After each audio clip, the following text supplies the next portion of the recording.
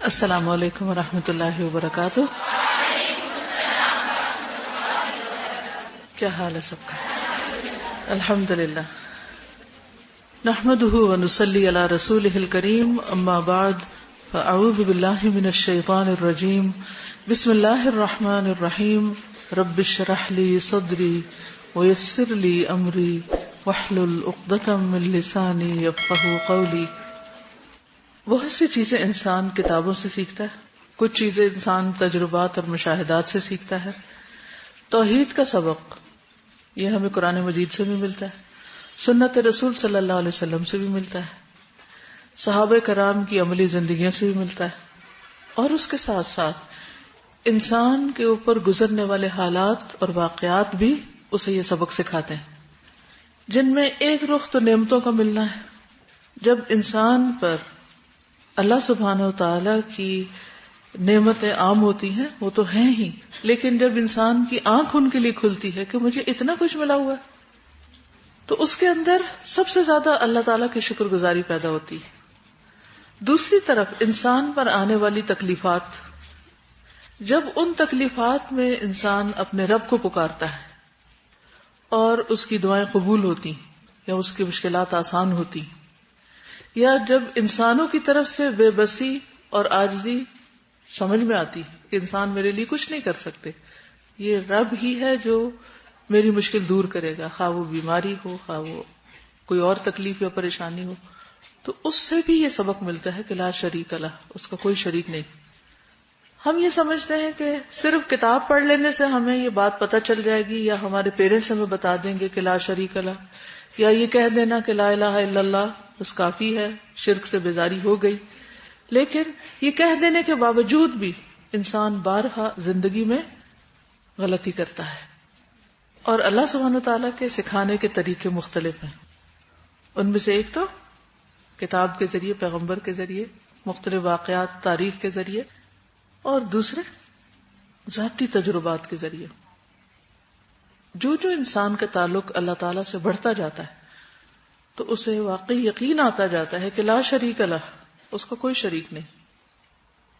اور یہ صرف اسی وقت ہوتا ہے کہ جب انسان کا عمل اللہ کے لیے خالص ہو جاتا ہے، پھر اس کے دل سے کسی کو کچھ دکھانے کی خواہش بھی جاتی رہتی کہ کوئی اس کا کام دیکھے، کسی انسان سے اپریسیشن کی بھی خواہش جاتی رہتی کہ کوئی میرا شکریہ ادا کرے یا میری تعریف کرے.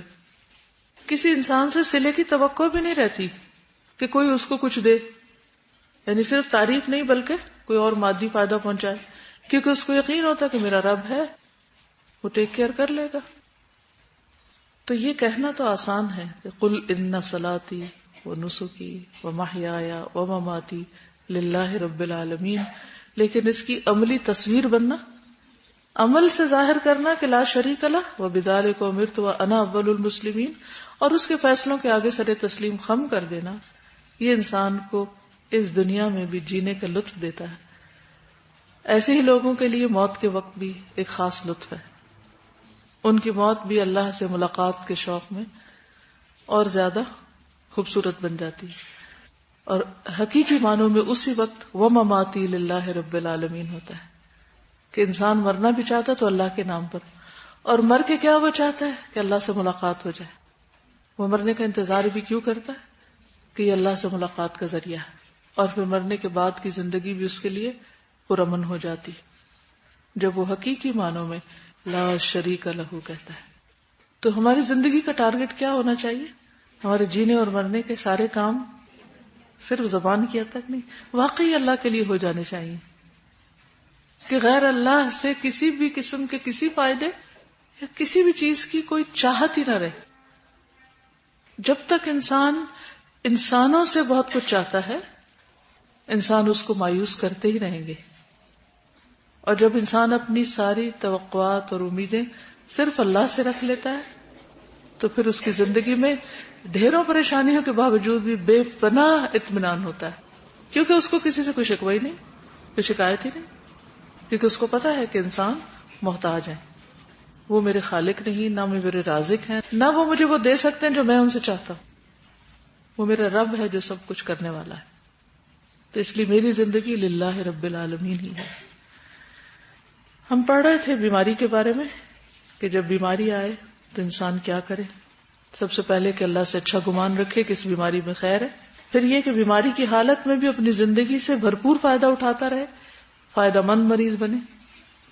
پھر اس کے بعد یہ ہے کہ مختلف طریقوں سے علاج بھی کرائے، احتیاط بھی کرے، پرہیز بھی کرے، اور مسنون طریقہ علاج سے فائدہ اٹھائے جن کی تفصیلات کل آپ پڑھ چکے ہیں، اور ان چیزوں سے بچے کہ جن کو قرآن و سنت نے ناپسند کیا ہے، جس میں حرام اور غیر طیب چیزیں. علاج کرانے میں نمبر 1 سب سے بہترین چیز کیا ہے؟ سوٹیبل غذا جو آپ کے لیے مناسب ہو.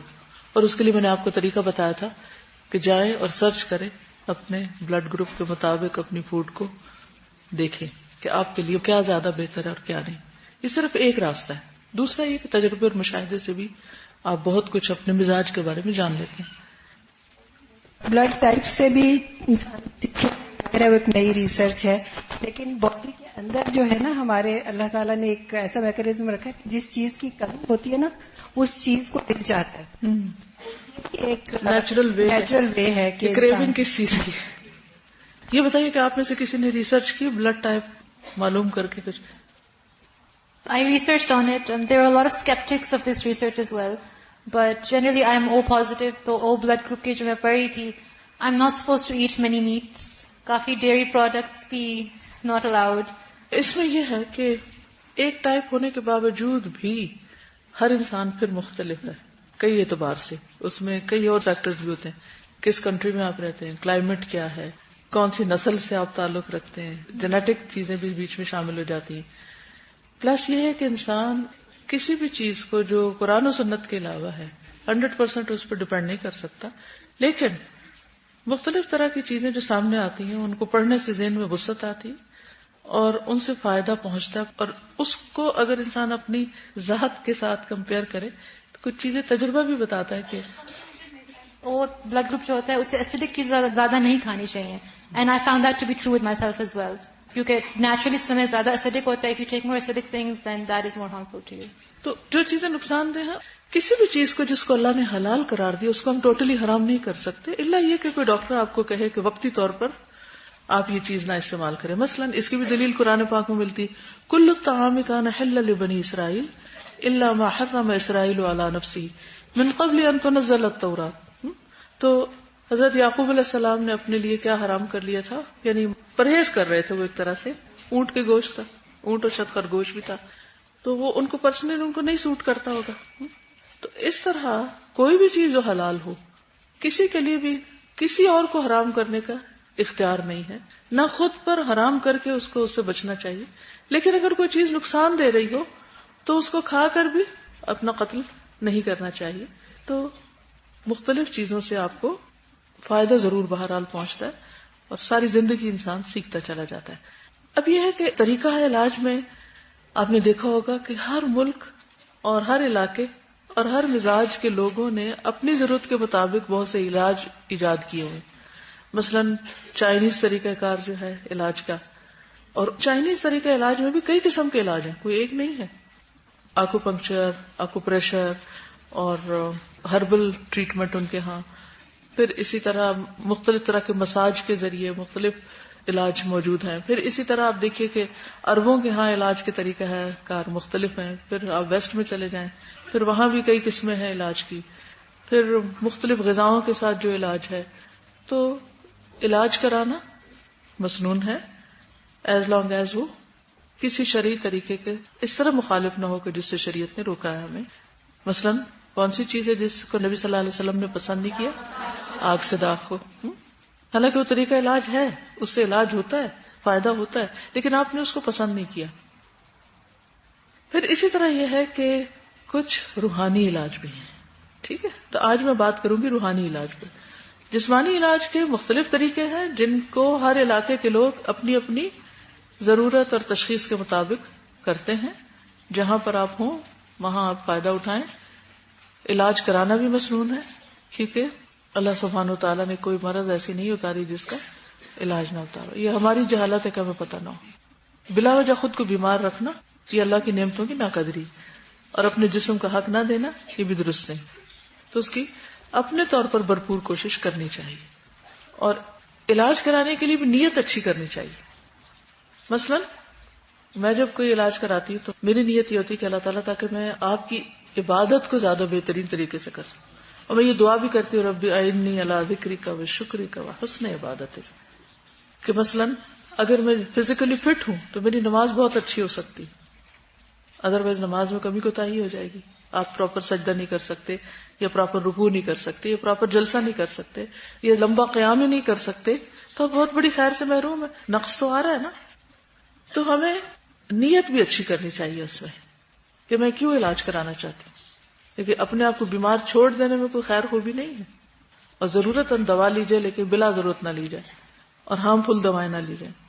بہرحال آج ہم بات کریں گے روحانی علاج پہ. روحانی علاج میں بیسیکلی قرآنی اور مسنون دعاؤں کے ذریعے علاج ہے. ٹھیک ہے، تو مختلف امراض میں قرآنی آیات اور مسنون دعاؤں سے دم کرنا فائدہ مند ہے.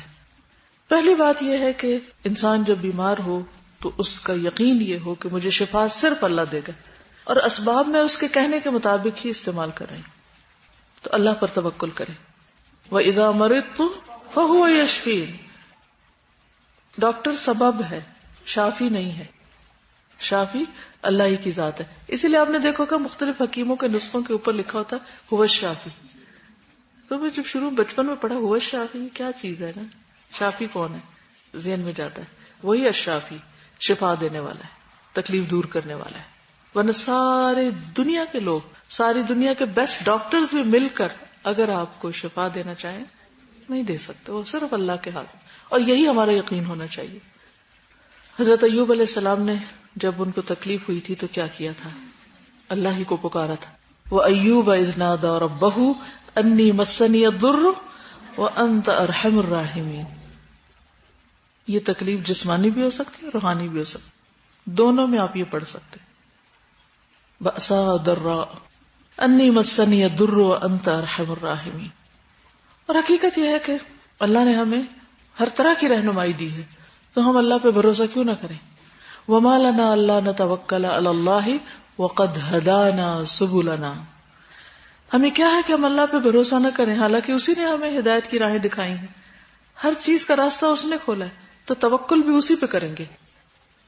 پھر دعا سے علاج، یعنی انسان دم بھی کرے لیکن دعا بھی کرے، خود بھی کرے دوسرے لوگ بھی کرے. اور اس پر بھی بہت ریسرچ ہو چکی ہے کہ کس طرح وہ مریض جن کے لیے دعا کی جاتی ہے وہ جلدی صحت یاب ہو جاتے ہیں بنسبت اس کے کہ جن کے لیے دعا نہیں ہوتی. باقاعدہ اس پہ تجربے کیے گئے. ریڈرز ڈائجسٹ میں ایک آرٹیکل آیا تھا کافی سال پہلے. ایک قبیلے کے آدمی نے بتایا کہ وہ کہتے ہیں کہ میں نے پوچھا، یہ مسند احمد کی روایت ہے، کہ اے اللہ کے رسول صلی اللہ علیہ وسلم آپ کن چیزوں کی دعوت دیتے ہیں، آپ کی تبلیغ کیا ہے؟ آپ نے فرمایا میں اس اللہ کی طرف دعوت دیتا ہوں جو ایک ہے، وہ اللہ کہ جب تم پر کوئی مصیبت آتی ہے اور تم اسے پکارتے ہو تو وہ تمہاری مصیبت دور کرتا ہے. جب تم کسی بیابان اور جنگل میں راستہ بھول جاؤ اور اس سے دعا کرو تو وہ تمہیں واپس پہنچا دیتا ہے.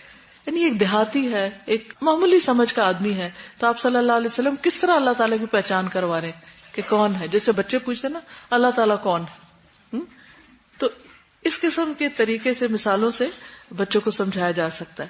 جب تم قحط سالی میں مبتلا ہوتے ہو اور اس سے دعا کرتے ہو تو وہ پیداوار ظاہر کر دیتا ہے. اب آپ دیکھیں کہ بدو یا ایک صحرا میں رہنے والا جو ہے، اس کو صحرا میں راستے گم ہونے کا مسئلہ ہے، اس کو خشک سالی کا پرابلم ہے، اس کو مختلف طرح کے مصائب کی بات ہے جو ہر انسان ایکسپیرینس کرتا ہے.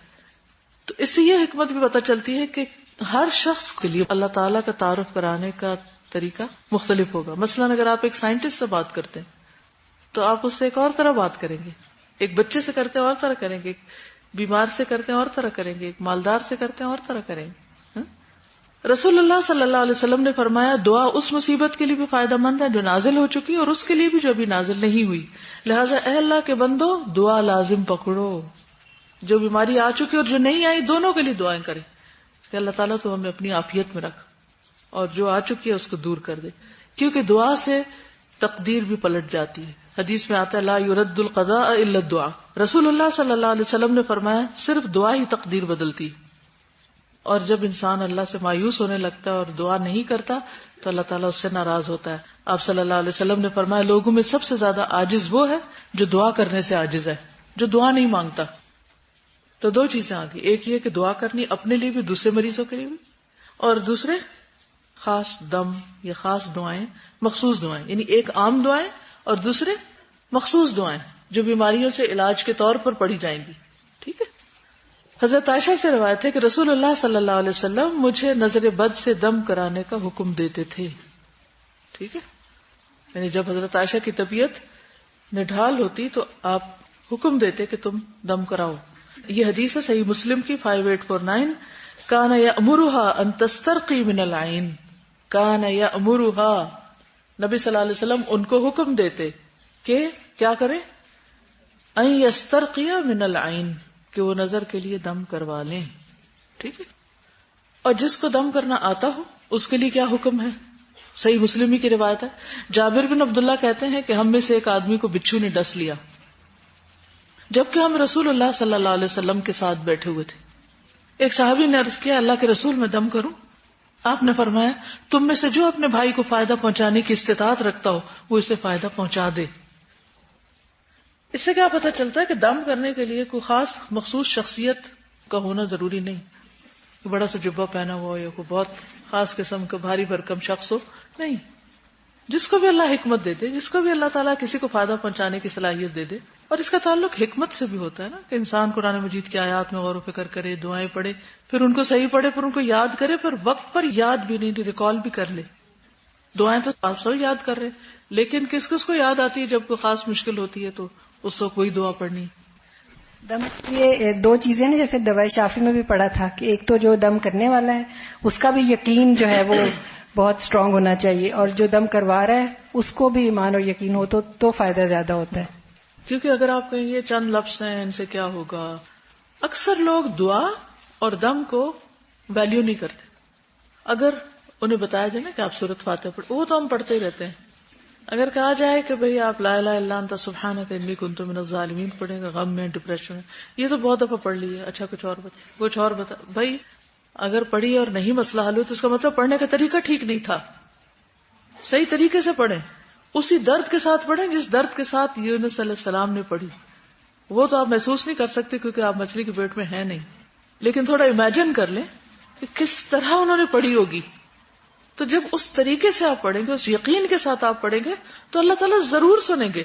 اللہ تعالیٰ غافل لوگوں کی دعا نہیں سنتے، ان کو پرواہ نہیں کیا پڑھ رہے ہیں، بس لفظ بولے جا رہے ہیں. تو اس میں یقین اور کیفیت حاضر کر کے اپنے آپ کو دعا کریں. جی ہاں، یہ بھی ہوتا ہے کہ آپ چاہتے ہیں بس فوراً ہماری دعا سنی جائے. ہم کیا کہتے ہیں کہ بس سر درد ہو رہا ہے، وہ 1 منٹ میں ٹھیک ہو جائے.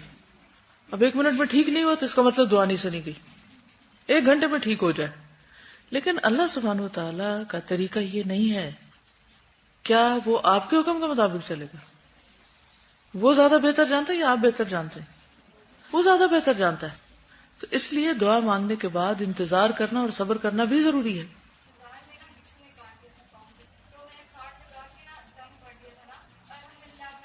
الحمدللہ، بالکل یقین کے ساتھ کیا نا. وہ کہتی ہے نمک لگا کے دم کیا، بچھو کاٹا، بس کچھ بھی نہیں اس کے بعد، الحمدللہ بالکل ٹھیک ہو گئی. لیکن ایک حد تک جا کے ہم بھی نا مایوس ہو ہی جاتے ہیں، چاہے 2 ماہ بعد ہو یا 1 سال بعد ہو، لیکن لمٹ مایوس کی آ ہی جاتی ہے. ہونی نہیں چاہیے، یہ اس میں ضرور بہتری ہے. چاہیے کہ اللہ تعالیٰ کرنی چاہیے کہ اللہ تعالیٰ آپ سے ہی لینا ہے. اچھا کس طرح؟